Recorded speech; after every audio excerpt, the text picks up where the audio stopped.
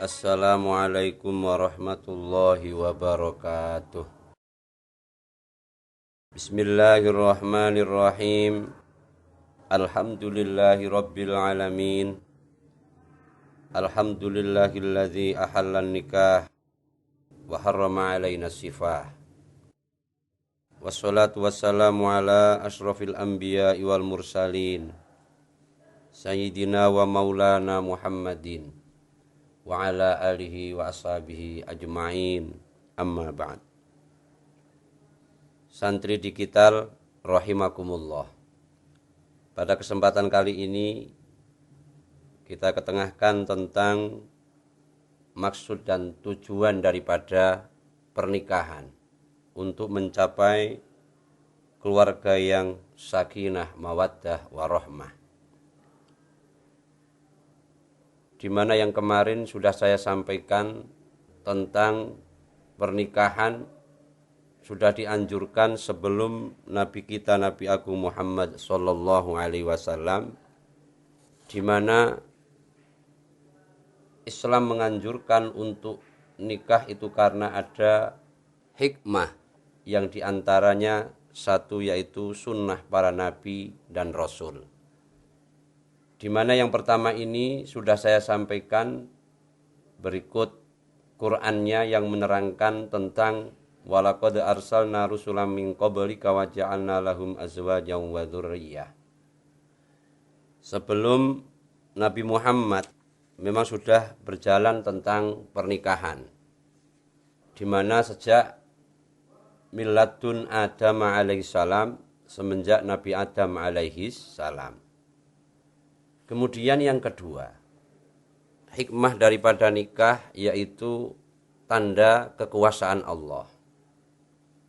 Ditandaskan dalam Al-Quran, wa min ayatihi an khalaqalakum min anfusikum azwajan litaskunu ilaiha wa ja'ala bainakum mawaddatan wa rahmah. Inna fi dzalika laayatil liqaumin yatafakkarun. Wa min ayatihi lan iku sangking tondo-tondone kekuasaane Allah. An khalaqa utawi ndadekaken sapa Allah lakum maring sira kabeh min anfusikum sangking awak-awak ira kabeh azwajan ing jodo-jodo. Ditaskunu supaya anteng sapa sira kabeh ilaiha maring azwaj. Wa ja'ala lan dadekaken sapa Allah bainakum ing dalem antarane sira kabeh mawaddatan ing asih wa rahmatan lan welas. Inna fi dzalika laayatil liqaumi yatafakkarun. Inna fi dzalika sak temene iku ing dalem mengkono-mengkono khalqukum min anfusikum ilah. La ayatin maujud pira-pira tondo kekuasaane Allah liqaumin keduwe kaum yatafakkaruna kang padha mikir sapa kaum. Quran surat Ar-Rum 21. Kemudian juga disebutkan dalam ayat lain, Quran surat Az-Zariyat 49, wa min kulli syai'in khalaqna zawjaini la'allakum tadzakkarun. Wa min kulli syai'in lan saking saben-saben suwiji-wiji. Khalaqna ndadekaken sapa ingsun Allah zawjaini ing jodon-jodon. La'allakum supaya menawa-menawa sira kabeh iku tadzakkaruna padha ngeling kebesaran utawi keagunganipun Allah Subhanahu wa taala. Maksud ayat di sini Allah memang membuat segala sesuatu baik dari manusia itu sendiri dan makhluk-makhluk yang lain dengan cara berjodoh-jodoh. Ada pasangannya di mana dari hewan pun ada pasangannya. Ada laki-laki, ada perempuan. Kemudian ada atas, juga ada bawah. Ada timur, ada barat, utara dan selatan dan lain sebagainya. Untuk apa? Inna fi dzalika laayatil liqaumin yatafakkarun, untuk supaya berpikir bagi orang-orang yang mau berpikir. Karena Allah itu Maha Esa. Maha Esa dalam artian satu. Maka Allah senangnya yang ganjil-ganjil.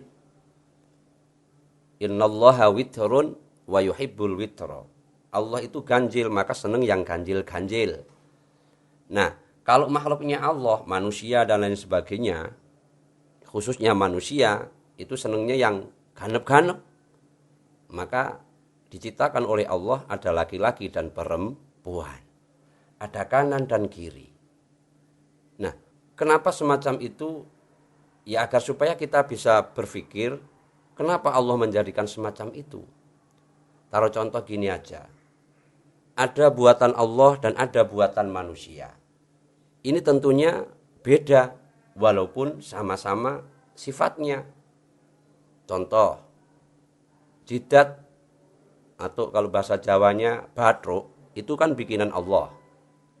Kemudian panci, baskom dan lain sebagainya itu bikinan manusia. Sifatnya sama, sama-sama kerasnya. Tapi dia beda karena itu buatan Allah dan buatan manusia. Jidat ini buatan Allah, dimana kalau kita pukul atau kena benda yang keras, maka dia bukan peyok, tapi apa? Melentrung bahasa Jawanya kan.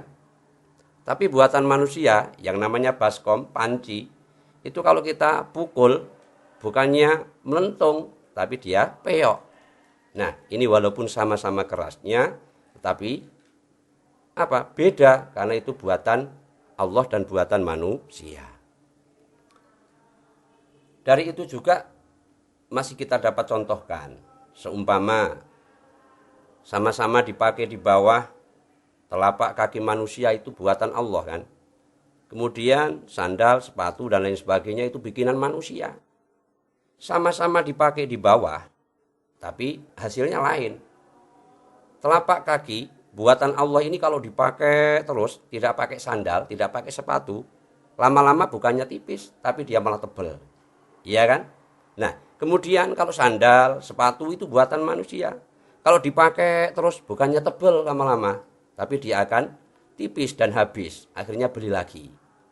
Nah, kalau buatan manusia berupa sandal, sepatu dipakai terus lama-lama bukannya tipis tapi malah tebal. Nah, perusahaan sepatu yang tidak laku-laku, perusahaan sandal yang tidak laku-laku. Nah, ini supaya untuk apa? Untuk kita berpikir.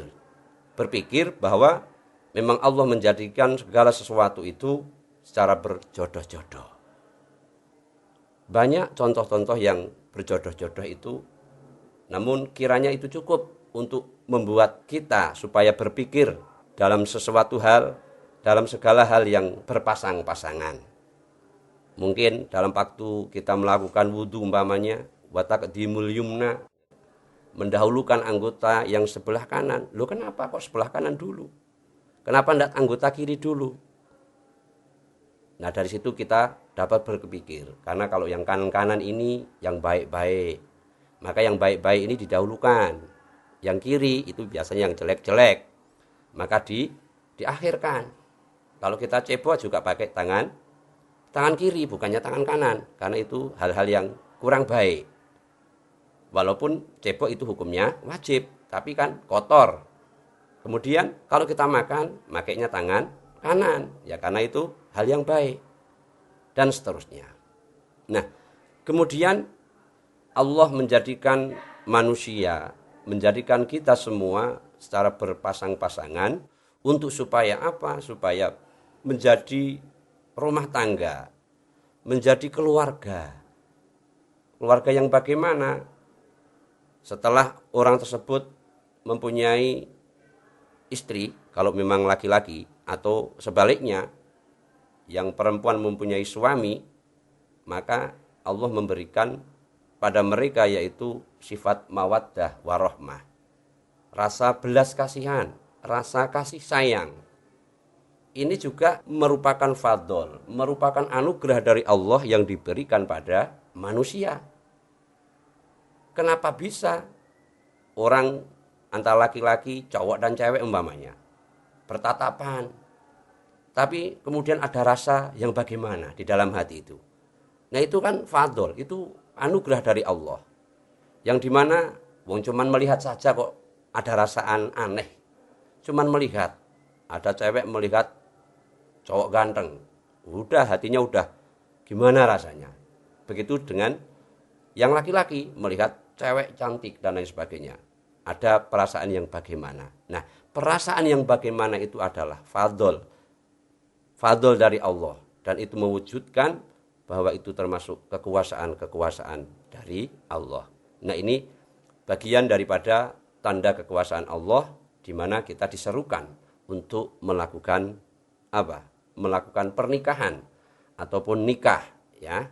Supaya apa? Supaya kita mempunyai keluarga yang mawaddah warahmah, terutama juga sakinah. Dan berkelanjutan, supaya berkelanjutan dunia ini.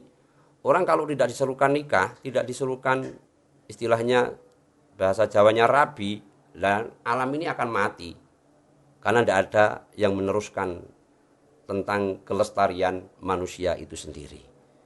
Ini hikmah daripada nikah yang kedua. Mungkin itu saja dulu yang perlu saya sampaikan, kurang lebihnya mohon maaf. Bagian yang selanjutnya kita sambung di kesempatan yang akan datang. Akhiran hadanallahu wa iyyakum ajma'in. Wassalamualaikum warahmatullahi wabarakatuh.